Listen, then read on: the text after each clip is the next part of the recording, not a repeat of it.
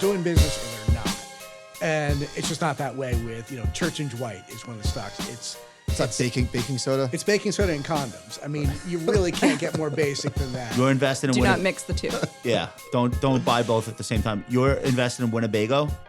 No, I'm not. I was just using it as an example of a strong cyclical. Oh, I see. Okay, so like staples is like Procter and Gamble, Coke, etc. Exactly. I think like Kimberly-Clark. It's toilet paper and There's tissues. just not a lot of like. It's very rare that It's one of those toothpaste. companies is bucking the trend. Yeah. But listen, also when people want growth, people don't want staples. But staples That's right. do well in poor times for the economy. yes, And we're not Yes. having that right now. exactly. That's it. Yeah. Yeah. So they're out of fit. It's like the perfect shitstorm for staples. No, like people aren't covetous of No those pun dividends Pun enough to intended. be. So how does that change? Does the whole market have to come down for those to shine, or can they eventually catch up in a bull market? Well, like I historically? think first they'll start to they can outperform in a down market. I Right. think that's where they really make their difference, and then they kind of tread water or lag during the good times. But I think once you start seeing bad times, people are going to turn to those names. I mean, it's high quality, it's dividends. That's what people go for when they get scared. All right. Well, bad times have been outlawed, so I feel like we're going to be okay for a while.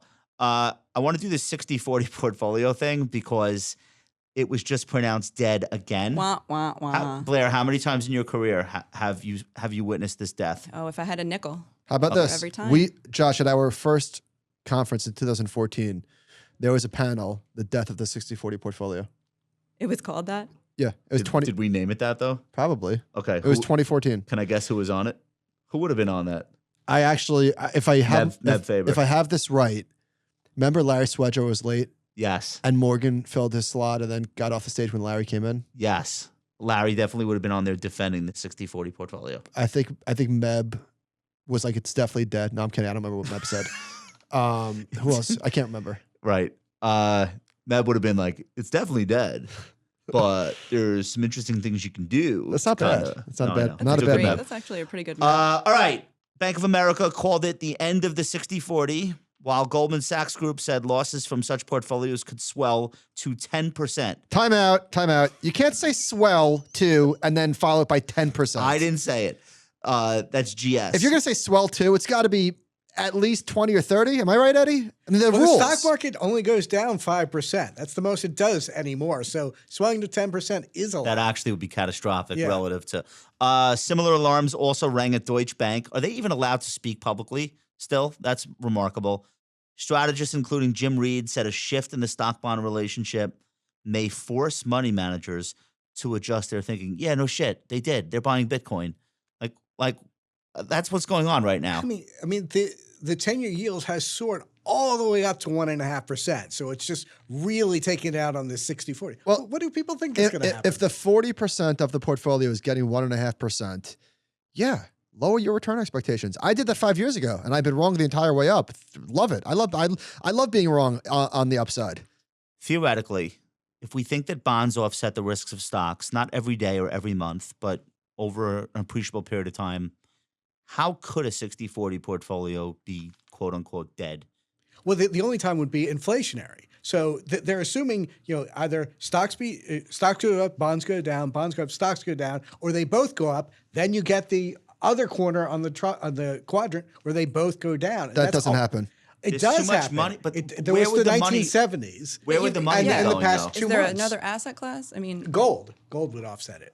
Gold, so is there enough gold in the world to offset the amount of money in 60-40 portfolios? I would bet, and No. I've never run the numbers on this, but if you did a 55, 57, 37, and whatever the balance in gold, I bet you could severely limit what these periods where they're aligned. We should have Nick look at the periods of time where bonds and stocks both decline I've done together. this a billion times. No. but inflation adjusted. whether or not gold really helped in those moments, I bet it's only half the time it helps. And that doesn't really mean anything for the future anyway. So Right. And gold has been financialized now to a degree that it wasn't in the 70s. You had to buy a brick or buy a futures contract. Now Have it's you ever- another stock. have you ever been to the basement at the New York Fed and No. they let you go down in From the Die Hard? elevator? Yes, they let you go down in the elevator and they open the doors and you can see the When brick. did you do bricks. that? I was in college and I was on Pre 9/11, Nope. post 9/11, Mhm. and they're still letting people do that. Yep. And we went on a field trip to the Fed and Okay. they took us down to that diehard scene, and we saw the bricks just laying there, and Do you I'll remember never that part? forget it. Yes. That was one of the better diehards that people didn't think it was good at the time. but No, it's- Die with a Vengeance. Is that what you're talking about? Die with a Vengeance? one with Samuel. Jeremy Irons? Well, yeah, That was great. it was great, but at the time people were like, "All right, so you saw the bricks themselves? Yeah, Okay, not impressed. yeah."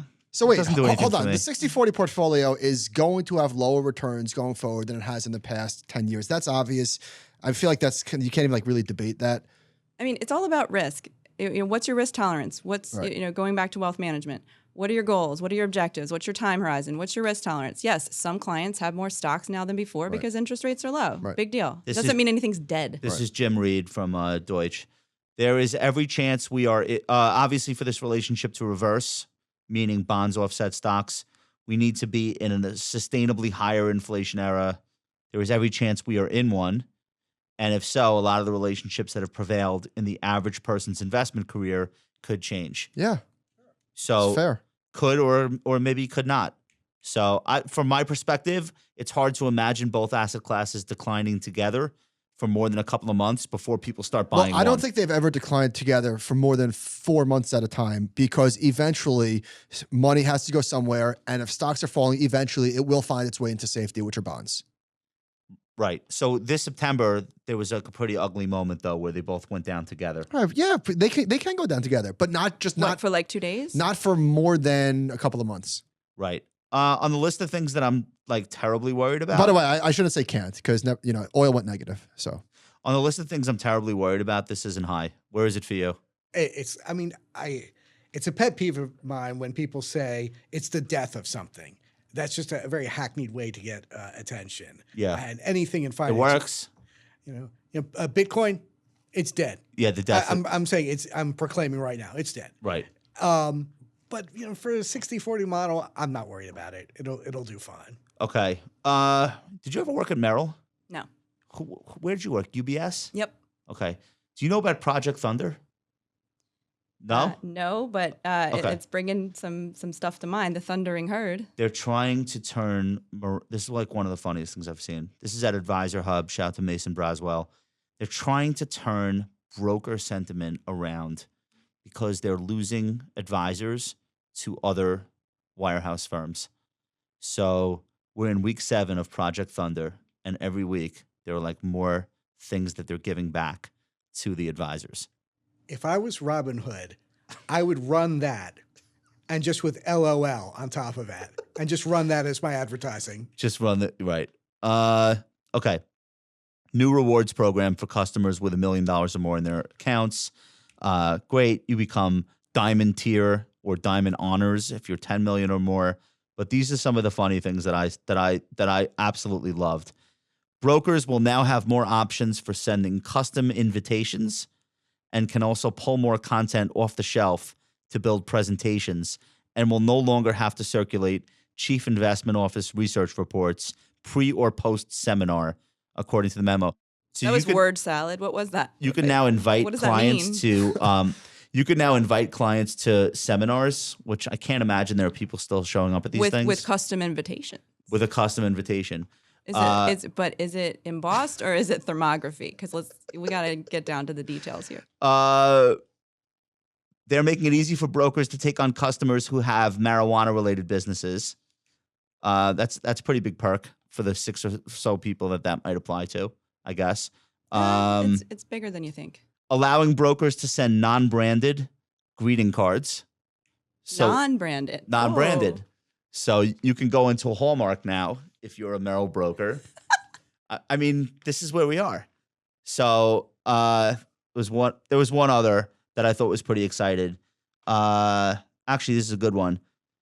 Merrill has added a tax-efficient management service to clients in Merrill's investment advisory program that allows customers to pick and choose tax management. All right, so that's like one useful thing out of this whole They list. didn't have that before? I mean, that's table stakes. I would have assumed. Do you know advisors at Merrill right now? I only know one. You know, I think I might know some people, but it might be Morgan Stanley at this point. I don't actually know. Right. So I went to a Merrill trainee event and it was actually pretty good. So they had a speaker. Were you at that with me? Yeah. Oh, that was Nick Murray? That was awesome. That was pretty cool. Nick I Murray's was- awesome. There was a lot of young, vibrant Yes. energy in the room. I couldn't believe it. There was people there. The problem is they can't keep the young people there. Right. No, I understand. But I just thought the program was dead. And maybe it is dead now. I know we're getting back to Eddie's pet peeve word, but let's just say it's dying. The death of DED. Merrill's Thundering Herd. Yeah. So they're making these guys into bankers basically, and that's I think what they're trying to fight off. So when UBS bought Payne Weber, right? I think that was their goal, their thought. It's a European bank. The European bank model is actually pretty good. You walk in on the street, you do your banking, you get a certain amount of assets, they move you upstairs to the wealth management. But I think UBS figured out really early, because that merger is, early 2000s. They weren't going to bankify Payne Weber. And so they've just run it as an American arm, and it never became UBS. I think they realized very early on, no, the DNA of this company is not going to tolerate this. So I felt bad that they changed all the names of these like storied brokerage firms. And like when we talk about how big BlackRock is, even if you ask 100 people on the street who's BlackRock, they probably don't know. They all know Merrill Lynch. Mm-hmm. They all, DLJ. if they're of a certain age, they E.F. all know Hutton. Payne Weber. Yeah. These brands are gone. I feel like that's a very big difference Well, from BlackRock. what year did Vanguard buy Stratton Oakmont? I think that was just a few years ago. All right, R.I.P. I guess I shouldn't say that. It's maybe too early. R.I.P. Merrill, because these guys are now all No, Bank of quote America the great Ram securities. Capital, R.I.P.I.P. Herb Greenberg's theory on why nothing matters. So he did this thing about where did all the red flags go? And I feel like we're in a moment where people don't care about red flags at all. Red flags didn't go anywhere. No, People's reaction to them. attention to people's reaction. Yeah, people don't give a shit about red flags Why is that? because it's a bull market. Rates are at zero, so When the all the Fed- models. Yeah, when the Fed decided to buy junk bonds, like risk taking changed dramatically. And Right. it's almost as if like there has to be risk, but for the time being, nobody The only cares. risk is not being in. Yeah. But I kind of think that a lot of the red flags and the big names people don't care about, like Tesla as an example, like was the short seller's like dream, right? And it just didn't work out, whatever. But there are, as we keep saying, I feel like every week, there are a lot of stocks in the stock market that just blew up. If Apple said tonight, Well, went down by half. Yeah. if Apple Isn't that- said tonight we have to restate 2 years of earnings, the stock would go up, right? I don't think it would go up, but it would go down, but it probably wouldn't last long. I think People would not be freaked out. If it happened, 15 years Do you ago. remember that? No, but I really think that this nothing matters. There's no, like, no offense to her, but I really think that that's kind of like a cop-out because there are plenty of stocks blowing up all over the place. There really are. And there are a lot of shitty companies that are crazy overvalued and investors seemingly don't care about the red flags. But there's a lot of stocks that are getting blown up out there. Here's what Herb says.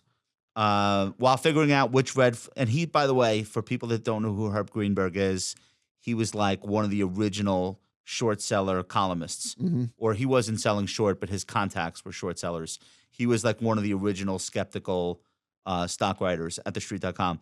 While figuring out which red flags investors should care about has never been easy, it's harder than it has ever been. The reasons for this may surprise you. Top of the list, things that might have killed the stock 10, 20, or 30 years ago, things investors might have cared about, don't matter today. What's different, I think, is that stocks don't go to zero anymore. Regulatory investigations, stocks go up.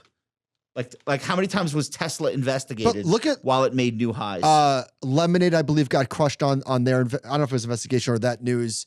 Virgin Galactic, all the SPACs, Open Door. These stocks are getting annihilated, but I guess there's no more bankruptcies. Yeah, they don't go away. They don't go to zero. So maybe that's what Herb was trying Do to you say. remember stocks having like regulatory issues and like literally getting pounded to zero? Absolutely. Or they would just say, we acknowledge that the SEC is open an investigation. Just something like that. But so short sellers used to be able to expose giant red flags and take the stock to zero, not because they manipulated it to zero, but because they exposed worthless. the fact that Yeah. this is a zero. This business is a fraud. And the bulls, it's right? worthless. The bulls would get scared. Right. They'd be like, "Oh my God, did you read that short report? This changes everything I thought about this company." Now they're like, "All right, whatever. That guy's wrong." Here's still right. here's a great example. So Ginkgo Bioworks, which is a recent SPAC, I forget who put out a short report on it. I think the stock fell like 25% down, like literally, I think it fell 25% in a day. And it is 6 days later, the stock was up 14% today. It's 6 days later. All of that 25% loss in a day, it's all been recovered in 6 days. So this might be the poster child of red flags not mattering. And I don't know anything about this company. Herb pointed to market structures changed. A big part of that is so-called quants, who depersonalize all trading by creating algorithms that buy and sell stocks automatically, a process triggered by headlines, words, and a seemingly infinite number of variables. So that's the ETF argument or the quant hedge fund. How much of that do you think is responsible for there not being the same kinds of reactions in stocks that short sellers used to feast off of?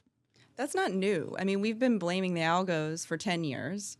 Right. We've been blaming the passive strategies for just as long. Yes. But something is different since the course. pandemic. Yeah. So neither of these things are it because they're not new. So I'm not sure. But also, again, sorry to beat this dead horse. Lemonade was at 190. It went to 60.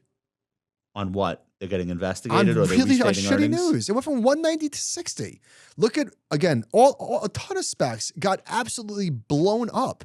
Now, Tesla seems impervious, and maybe the company has escaped and they've made it work. I'm not a Tesla analyst, but again, there are companies that are really getting blown up. But Herb's point is well taken. These companies don't go to zero anymore. And I think in the past, they definitely did.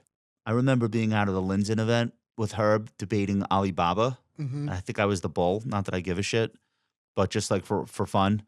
And he was the bear. And then like 6 months later, Trump won the election and Alibaba's lawyer became the head of the SEC. And I remember, I think I got an email or a DM from Herb. He's like, all right, forget everything I just said. None of that shit's going to matter now. So I think there was some element to that. Maybe that's reversing now, but.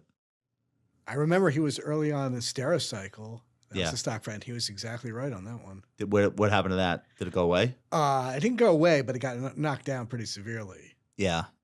So listen, he's an original, Herb. So now he's coming back because he's been quiet. I think he was working privately, and now he's going to get loud again. So I think that'll be. But you know what's also interesting? Like this is the glaring difference between being a business analyst and a stock analyst. What do you mean? And businesses and stocks sometimes diverge, and they can diverge for a long, long time. That's what we learned. That's what we learned this past winter with the meme stocks. Like whatever analysis you're conducting on AMC may not be relevant. And so it's hard, right? You could be right on the business, but it might take several years for the market to agree with you. Yeah, I think the shorts have gotten much smarter though about market mechanics. I think so. And they're obviously much savvier about how they present their ideas. It's like a social media thing immediately. Well, going on stage and shorting a company is now like, that's putting a target on your back. Like that's the best way to pump a stock. Yeah, that's the other thing that you can't really do anymore. Show up at Irisone with, here's my 86 slides on this stock that I am I kind of materially feel like, short. was Ackman the beginning of all of this when he was on stage talking about his Herbalife short? Einhorn. No, Ackman. There was a documentary, I forget what it's called, where it followed Ackman's Herbalife short. And there's one scene in the documentary where he's with his public relations person, and they're saying, before you go on stage, the guy's saying to him, what happens if the stock goes up while you're talking? And Ackman goes, not going to happen. And the PR guy was like, all right, but just humor me. Just like, what if it does? And as he's talking, like, I think the stock was up double digits as he's like laying out his short thesis. What year was this? 2015, maybe. Wow. I remember the Einhorn bubble basket. That was 2015. Amazon And those was in stocks that. ripped right in his face. And that's when you knew like that game was over, where you put on a short position. And then- Betting on Zero. It was 2016 was the documentary. So yeah, 2015. It was called Betting on Zero. That's the documentary. So I don't think you can do that anymore. But I'm saying I think that's when this started. Like that was the end of the beginning or whatever, yeah. Beginning of the end. Yeah. But I've always been super impressed with anybody who is a short seller. Yeah. I mean, that is the hardest thing I think there is because you could be right and still lose money, and there's the time component to it. I think it's just impossible. So shout to anybody who can be successful as a short seller. Did you have a short of stock? Oh, sure. But Did you make money? I have and I haven't. Okay. Michael Burry is a perfect example of that. He was exactly right. He was way early, and he had to wait and wait and Yeah. wait for the payoff for that. Not just early, they were f***ing with him. They were like Yeah. not marking these bonds where they should have been marked because they knew that him and a few other Was people it- were out there like dying of illiquidity. Was it Joel Greenblatt who was his backer? I think it was Joel Greenblatt who went to his office and was like, "Dude, give me my money back." And I don't want to make fudge. Is that true? Was That's it what an was? office or was it a garage? I hope I'm not like misrepresenting the facts of this, but I'm pretty sure that it was Joel Greenblatt who was like trying to get his money out of his Like stop telling me about how bad the housing market is. It because I doesn't think seem when to did he matter. start in 04, 05? Yeah. But it was like this moment where he knew he was right and the market was reflecting that. Well, because the didn't matter. banks weren't accurately pricing what was going on. Right. So that's among like 50 other things. That's to your point. That's what makes short selling so hard. It's not quite as simple as I'm right. The market agrees with me. Next trade. So I know, like Nouriel Roubini, I wouldn't say he's a short seller. I don't know how he managed it, but he was a prominent bear for years. Who was that? Roubini. Oh, okay. yeah, He's not a bear anymore? He may still be. definitely. Oh, bears don't change their stripes. Yeah, it was Greenblatt that seeded Burry. How many bears turned bullish? About 0. Actually, 1. Barry. He held on to some of his perma bear friends though, which is nice. That's nice to see. I mean, Like, you gotta keep a diversified mix of people, or Yes. else you'd just be like reinforcing your own. yes. So I like to get really bearish after the market's crashed, and then I get really bulled up right around a time like And this. I just want to talk about this chart just for a second. This net profit margin chart. This is the one part of the market that John, has chart on. just defied gravity.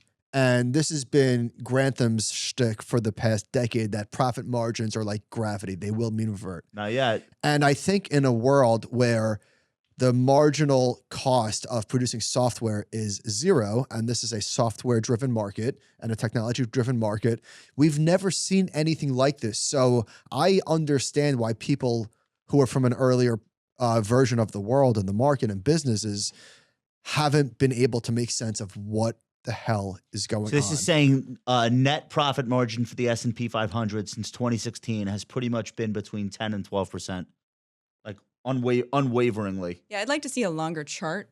This is high. This is like basically record highs. Record highs, but sticky. Yeah. At those record highs.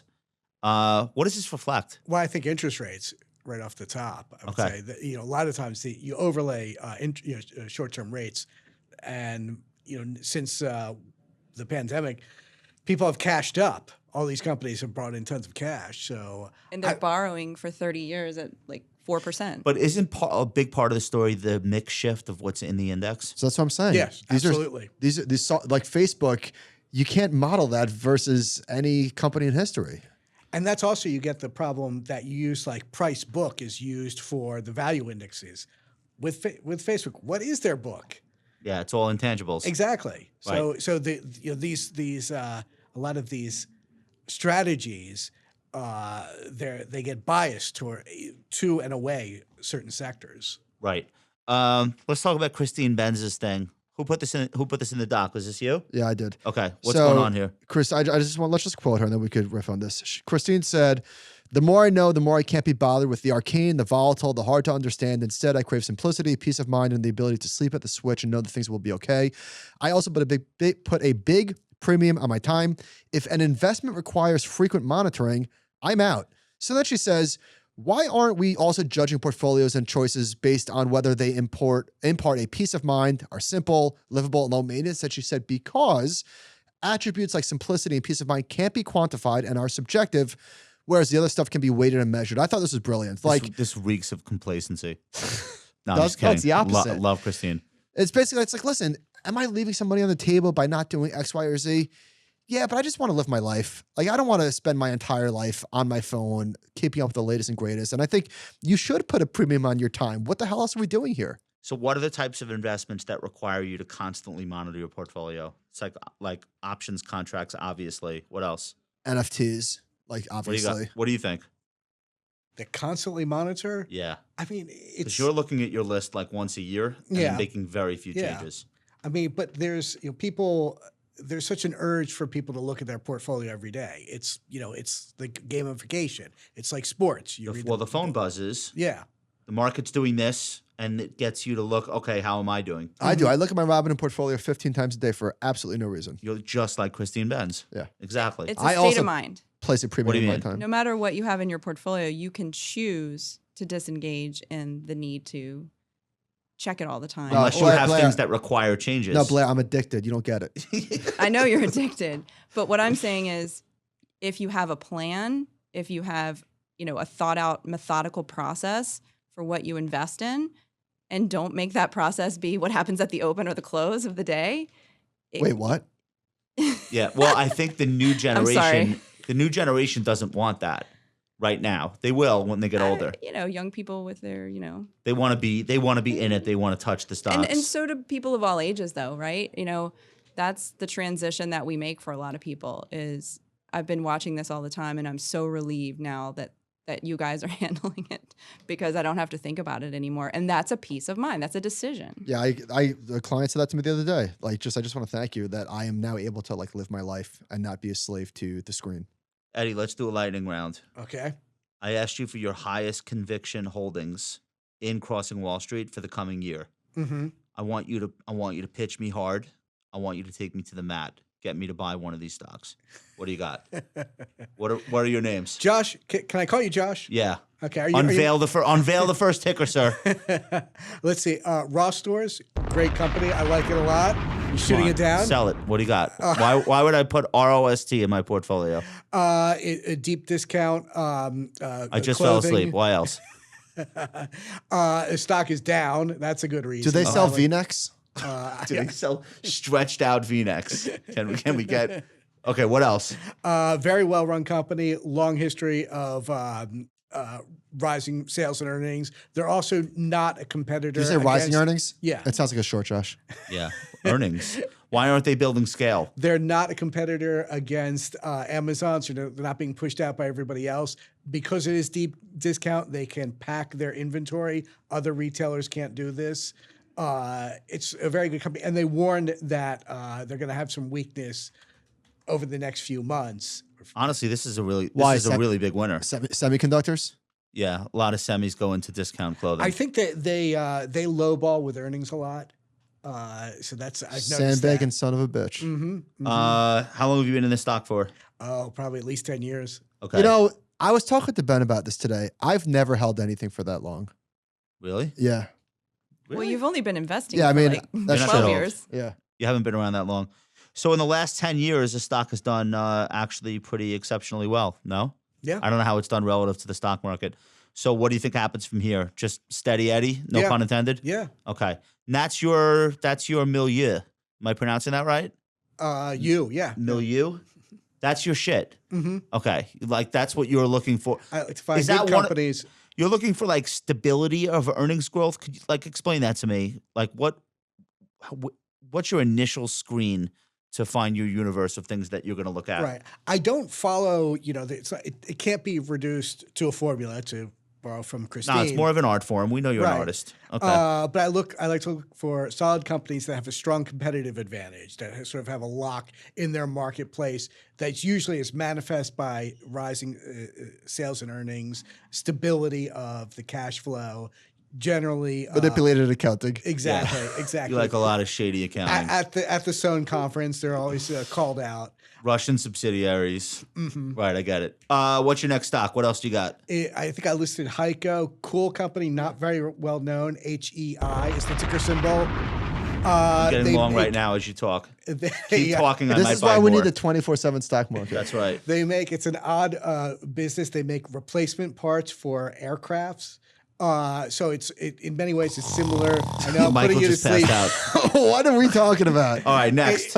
No, there's The nothing. physical being economy, serious. the real world. Yeah, Nothing sexy you could say This about is that. the IRL world. All right, keep going. Let's do Zoetis because this stock is a mover. Is that how you say it? I didn't know. Zoetis, spun off by Pfizer. I saw the great. You already don't like it. I know, I love it. That's a good thing when that's I a do good that. thing. Yeah. I thought you were blowing This it is up. one of the best stocks. This is one of the best stocks in the market. Zoetis. It's great. As I heard, it's pills for animals. And so it's medical for Ivermectin? animal. Yeah. I So know a if lot of you're- animals and they love pills. Go so on. If your horse just has too many worms, turn to these Did you say guys. ivermectin? So it's COVID cures for I'm animals. in. I'm long. I've heard over the I'm a last buyer. 50 years, the dog has gone from sleeping outside to sleeping inside to sleeping in the bed. Under the That's true. sheets. That's true. My Mine dog does. sleeps with us every night. Yep. Okay, this stock is up huge. It was a spinoff from Pfizer. Wow, what a Have you owned chart. it since the spinoff? Not long after. Look at that chart. Look at this thing. Up bigly. This, Wow. I think it spun out at 30. It's 200. Why would this stop? People aren't going to stop loving their pets. And also it's farm animals as well. Well, fuck the farm animals. Let's focus on the dogs. People aren't all of a sudden going to spend less on their household. Do you know how many animals. hormones people, are going into these animals we eat? It's a big business. Oh, into like livestock? Yeah. Are they doing that too? Yeah. I don't know if I'm for or against that. Is it politically correct before that? This is not an ESG. Is it not ESG? But what if it's keeping them alive True and clean. and turning them interesting colors? So what could happen to Zoetis from here? Is all of the good stuff they're doing priced in, or is there? You think you're going to hold on to this one into next year? I'm still holding on to this. I think it's Who do they just compete started. with? Good, that's a good question. I don't know Coinbase? if they go one-on-one against anybody. Okay. All right. So it's a unique company. There's not like a lot Let's of talk one more competitors. stock. What's Miller Industries? This is a cool Buffett kind of company. They make. Josh is going to buy extraction equipment. At this point, I'm only doing that to get side-eyed from Mike. Go on. So if you need, if there's been a wreck and you need to pull something out, these are the guys to go to. Wait, what sort of a wreck? Jaws of Life. Yeah. Really? Vehicle wreck. Yeah. I just made that up. No, that's Wait, what they do. manufactured the jaws of life? all sorts of any vehicles, specialized vehicles dealing with extraction. What's the origin story of this getting on your radar? I follow oddball companies. You're I a had to look it weird up. I wasn't sure. Yeah. No, like, but where did you originally find it? Do these stocks come from a screen or on TikTok. on TikTok? Okay, that's fair. Why did I heard it from, crash? Why did this stock crash? Tell us. Is there an opportunity created Well, by I this? think it's that's very much related to the lockdowns, and their business just dried up. Oh, and people weren't driving as much. Exactly. Well, how sad that the success of your company is based on people needing the jaws of life That's to take right. them out of a car. That's right. Silver lining.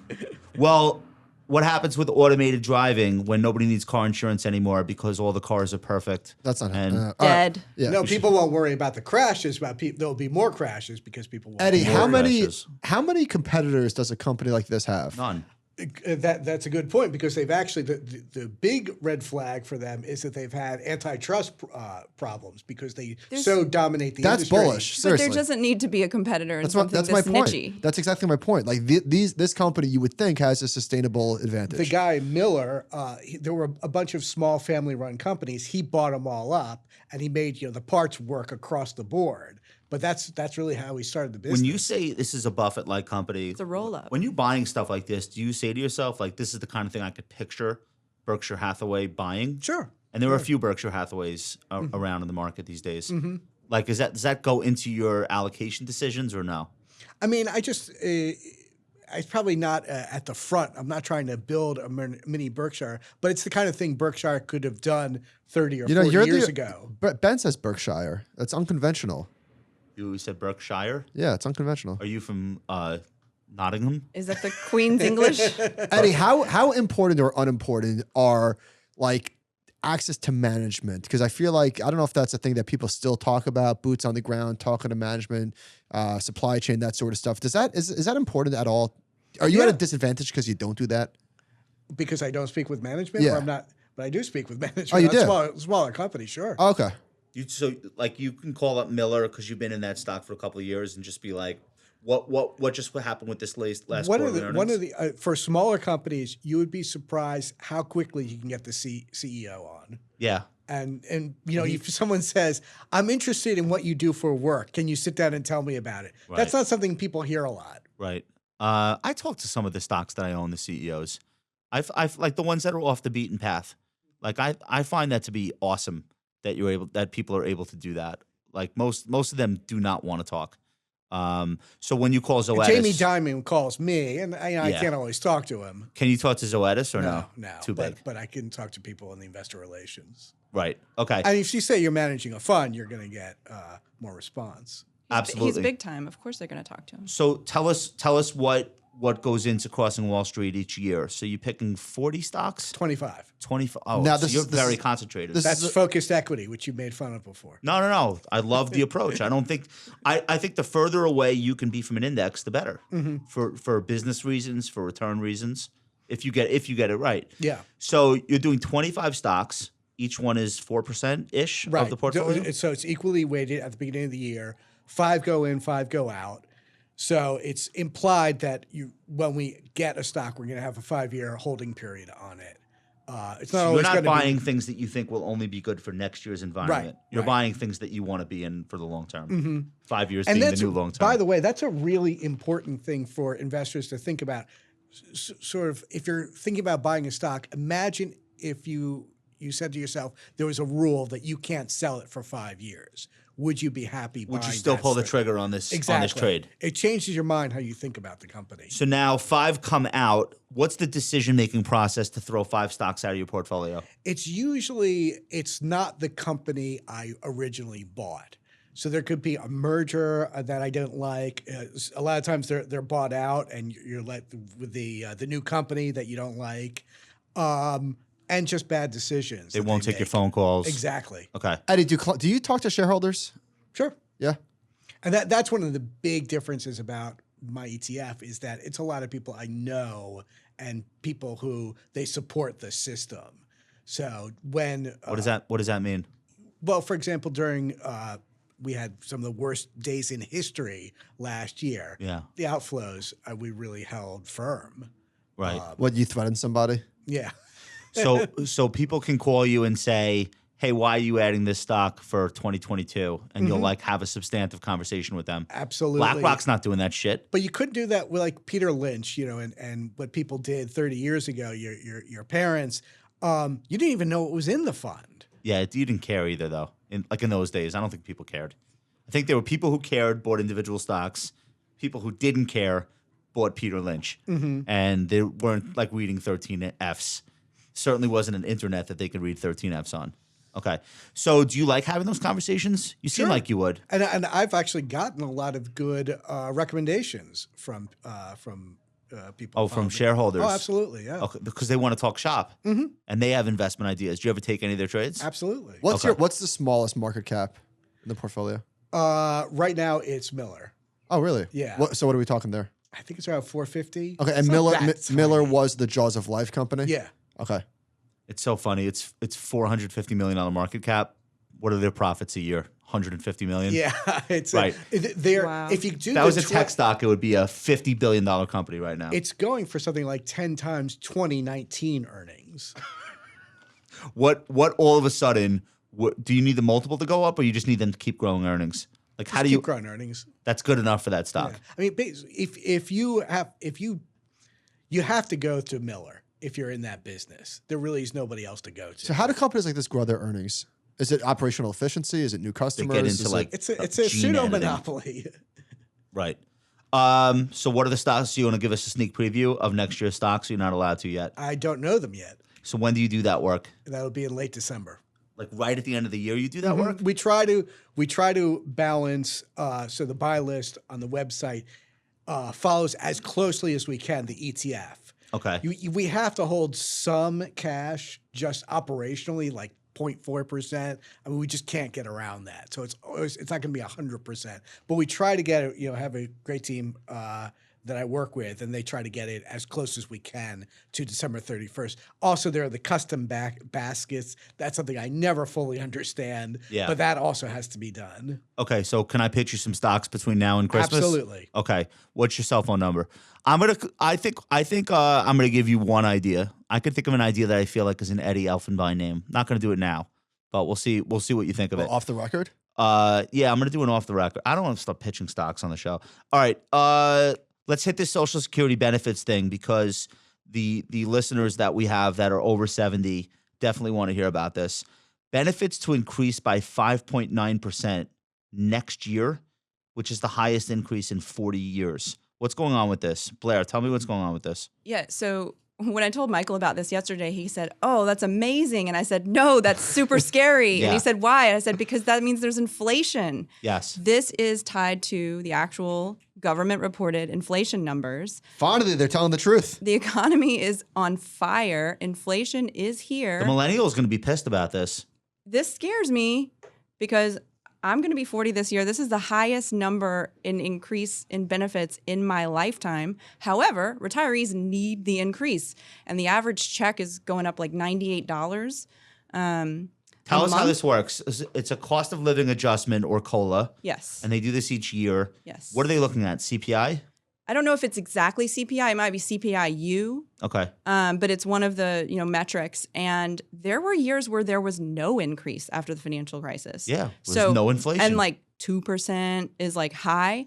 So it's great that everybody's getting a pay increase, but that means that My bonds are still negative your costs yields. have gone up that much. So, we can't run financial plans on a 5.9% sustained inflation. So we got to see this come down. A 6% cost of living adjustment is so I feel like they're going to blow all that extra money on DraftKings. They need the money. They do. Can't live in this economy without an adjustment of that size, given what's happened with prices. Yeah, it says the average check in here is something like $1,200 a month. Right. Okay. I mean, and that's the majority of most people's income who are receiving Social Security. So they need the increase, but at the same time, that means prices went up this much. So this is a huge number, and it really blew my mind when I saw it. So it's obviously not sustainable. We can't do this. We can't for have another this much inflation. We can't do this for another couple of years. No. Okay. This is pretty unrelated, but it's just a wow price increase story. So one of our advisors, Alex, was in Las Vegas over the weekend, and he got a double Red Bull and vodka. And guess how much it was? $6. $20. Wait, what? $6? No, not downtown. Someone on the strip. 20? Not Binions. Yeah, I say 20. 55. 55. No. What is it? Was he at the Bellagio? He needs to go to the said Monte Carlo. He got two of these, one for him, one for his friend. The guy goes $110, and Alex goes, "Wait, what?" It's a double goose. What is it? Double goose vodka and with Red Red Bull. Bull. It's probably not even Grey Goose, but whatever. The guy goes $110. No. Was this at the pool? This was at the club. Yeah, it was at the club. Okay. Yeah, but Yeah. still, You're This just was paying to be This there. was at breakfast. So, $12 for water. yeah. It's just hilarious. Well, it's not even that shocking to me. I think because I live in New York City. But if you visit Vegas from that's too much. Omaha, and they're like $55, you probably think that there's something wrong with the guy's brain. But listen. You want to be at the day party? You want to be at I don't. I definitely don't. I definitely don't either.